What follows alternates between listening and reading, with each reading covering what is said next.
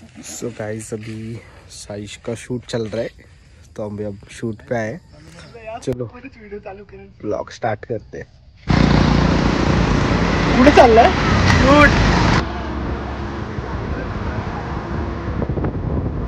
हे अशा लोकांमुळे ना खराब आहेत, आल्याला कुठे पण बस। असा असा कुठला फोटोशूट? अरे बापरे, हा त्याच्यात घेणार आता पडलं की। अरे डायरेक्ट पण बसला असता माहिती। वाईट शर्ट खराब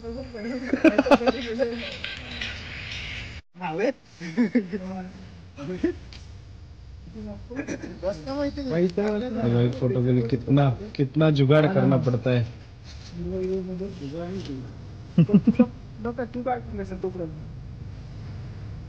भाई टेंशन मत ले, मिल जाएगी जगह।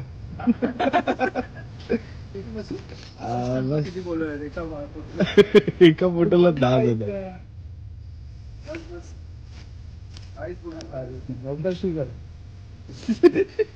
काही शिजानी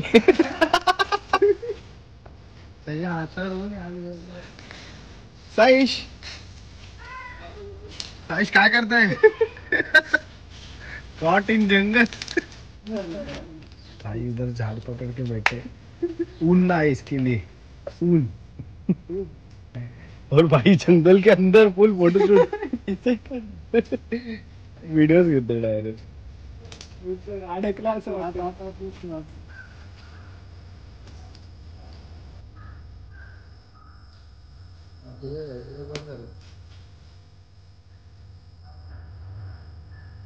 भाई वीडियो शूट हो रहा है।